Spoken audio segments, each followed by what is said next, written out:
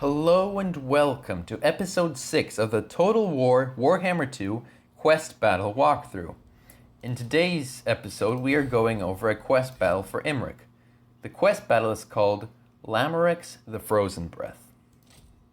Now the Imrik quest battles are battles that you play in the campaign to defeat dragons and their supporters or followers so you can gain the dragons' trust and they can join your army. Now, something that I'd like to mention, and I haven't mentioned in the previous videos about these quest battles, is that we are playing the quest battle with the army layout that the game gives us. When you're playing a campaign and you decide to do the quest battle, you might have a completely different army. So the strategies I'm showing you in these videos only apply to army, well, they could apply in any situation, but their main purpose is to apply to situations with a similar unit layout or army layout, or the exact same one. So usually when you're playing a campaign, you'll likely have a different army than in these quest battles. But you might have some similar units, or you might have a lot in common with the army layout that we are given. So it is useful to watch these videos so you can learn how to use these specific units in this specific battle. So as always, I'll go over the details, enemy forces, and finally how to win the battle. Through its herald, you have issued a challenge of battle to Lamoureux the Frozen Breath. The ancient moon dragon and its attendants shall fight without mercy to test your strength. So now let's look at the enemy forces. So we have Lamoureux the Frozen Breath himself. He is a moon dragon, which are very powerful creatures. Then he has a Frostheart Phoenix, 2 units of Fimir Warriors, 1 unit of a Frostworm, 1 Norscan Giant, 2 units of Norscan Ice Trolls, 2 units of Skin Wolves, and 2 units of Norscan Ice Wolves. Now this is not all. Of course, when you see the reinforcements are expected in a quest battle, it almost always, if not always, means that there definitely will be reinforcements. In this battle, it happens to be mammoths. Now the mammoths go from the left and right side, so the Lamoureux the Frozen Breath advances you straight ahead, while the mammoth join about halfway through the battle or towards the end of it, and they go on the left and right side. Luckily, the units that you are given for this quest battle by the game are quite powerful and easily deal with this situation. Of course, when you're playing a campaign, you might be under different circumstances, so I recommend watching this video and checking out the units that were used so you can try and have something similar if you want to have similar performance in these battles. So let's start the battle. So as you see, this is our army layout, and it is quite a good one. I'll go over it once the battle loads in. Alright, so the battle has loaded in, and now I'll go over the army layout and then the terrain. So we have Imrik himself, which is on a dragon. We have a wizard, a mage, which is quite powerful and usually has very powerful spells that can usually turn the tide of the battle. Then we have a noble, which is a melee specialist, which are great at taking out nearby units that you might have some trouble with normally. Next we have the Phoenix Guard, which are the strongest infantry you can have as the High Elves. They're very strong, and they're all around a good unit. Unfortunately, in the campaign, their upkeep is quite high, and they are an expensive unit to keep in the army. But if you play the battles yourselves, or if you let the AI play the battles, you'll see a huge difference in the army's performance. They are something worth to add to your army. Next we have 2 units of Spearmen, which is our just the regular High Elf infantry unit, and then we have 2 units of White Lines of Crace. Now these are axe infantry. They're a pretty good melee unit, but I usually try to have very few of them in my armies. I prefer using units like the Phoenix Guard or Sword Masters of Hoeth. Next we have 4 units of Lothern Sea Guard. Now these units are great, especially when they have shields. In this situation they don't have shields, but when they do have shields they can be a very powerful unit. Now the great thing about Lothern Sea Guard is that they can use their bows to shoot at the enemy before they arrive, and then they have spears, or sometimes spears and shields, to defend themselves. And they are basically like regular spearmen, but a combination with our archers. Next we have the Dragon Princes. Now this is a elite cavalry unit, the best cavalry unit you can have as the High Elves. It's very powerful, and if you end up hitting the enemy in the back or flank, it is very powerful and usually routs the enemy units. But since it's such a powerful unit, it's also quite good at dealing with pesky enemy units like cavalry or missile units or any other units that try to sneak up on you. Next we have Tyrannok chariots. Now chariots are great because they can charge on through enemy lines, and some of them are also ranged, which means that you can take out the enemy at a distance while riding away. Next we have the Great Eagle. Now, eagles and monsters and creatures are quite useful in the Warhammer universe. They are a great way to flank around or hit key targets. For example, with the eagles you can flank around and avoid the enemy's infantry units while easily reaching their missile units while they're unprotected. Next we have the Flame Spire Phoenix, which is quite similar to the Great Eagle, but it's a bit better. As you can see, it also can throw a bombardment kind of ability, which is quite good at dealing with mass amounts of enemy units when they're attacking you. And finally we have a Star Dragon that will be joining us in this battle. But enough talking about the units, let's finally get to the unit layout and how we're going to play this battle. Now this battle itself is quite an easy battle. I have a pretty good strategy, in my opinion, of how to beat this battle. You want to line up your Phoenix Guard, Spearmen, and White Lines of Crace right here to form a front line. Now you want to form like this to try and draw the enemy's attention, so your Lothern Sea Guard, which can be up on this ridge, to easily shoot down into the enemy ranks while being undistracted.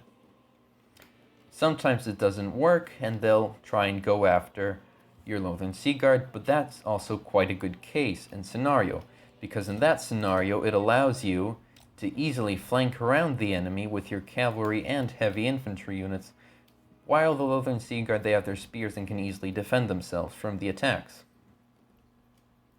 So with our infantry set up, now what we're going to do is we're going to set up our cavalry and chariots. I like putting the cavalry here off to the right side behind this ridge. Now the purpose of this is to slow down the mammoths once they charge in, but also just in case the enemy does run up this ridge, which is quite common, we can easily strike the enemy in the back when they least expect it. I'm going to put the chariots on the left side. Now we're not really going to be using them much throughout the battle. It's just mainly to distract the mammoths while we get back in formation to fight those mammoths. But we're going to toggle skirmish mode so they can run away.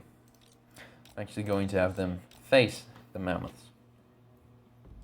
Next we're going to put our mage behind our soldiers so she has some protection and can still cast spells.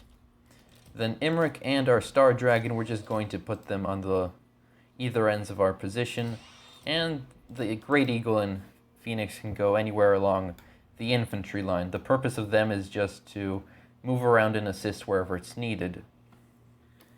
Alright, and that should be all of the units in formation, and let us begin. So as you see, there is Lamoureux, the Frozen Breath. He has quite the nice yellowish golden color, and his creatures of destruction are charging ahead at us. So what we're going to do is we're going to quickly get prepared for this attack, and we're going to have our Lothern Sea Guard go into a sort of formation where they can easily shoot off the ridge into any enemy units that try and engage us. through our main line, but we can also protect ourselves from anyone that moves up here.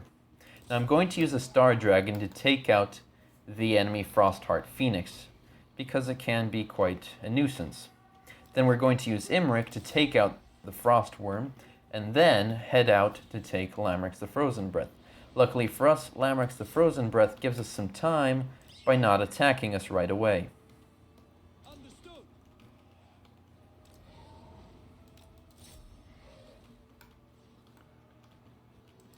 Dragon Princes. So now what we're going to do is we have them in this sort of trap, you could say. We have them right where we want them.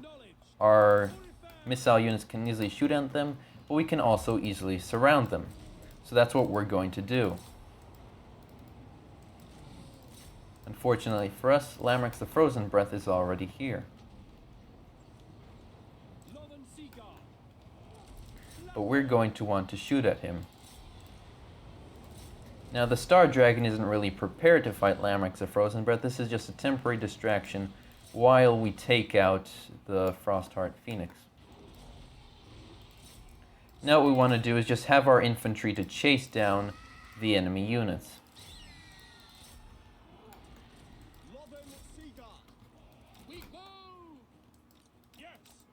Now I'm not too worried about our Dragon Princes because as you can see they're easily handling themselves.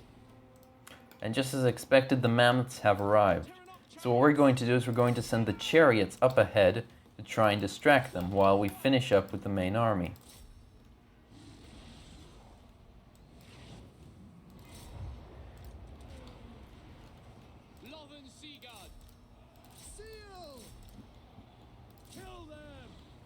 Now Lamoureux the Frozen Breath is currently going down quite quickly, which is a good thing.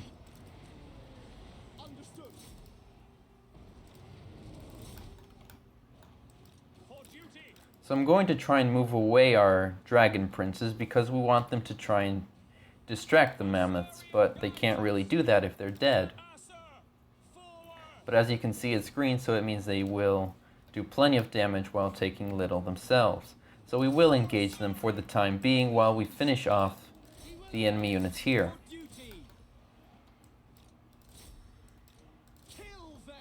Now what I recommend doing is sending the Phoenix Guard to deal with the enemy's strongest unit, because this is your strongest unit and it is pretty good. So now what you could have been doing throughout this battle is using the mage to just do some explosions and cast some spells and use the magic to weaken the enemy forces. But since we have such a strong army, it doesn't really matter if we do that or not. So what we're going to do instead is we're going to cast spells that cast explosions and try and weaken the Mammoths.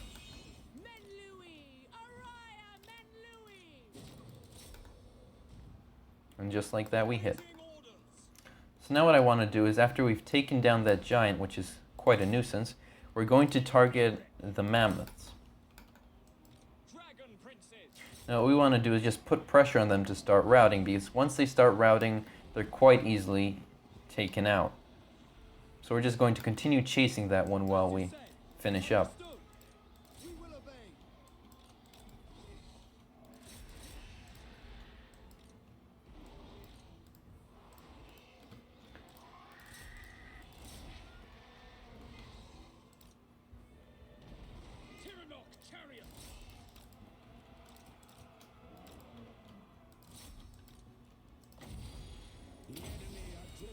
And there we go, we have won.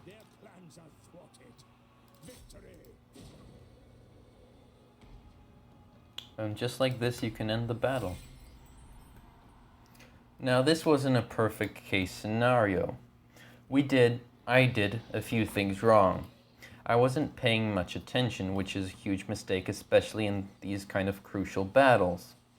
What I did wrong was multiple things. The first thing was not paying attention to the Lothern Sea Guard.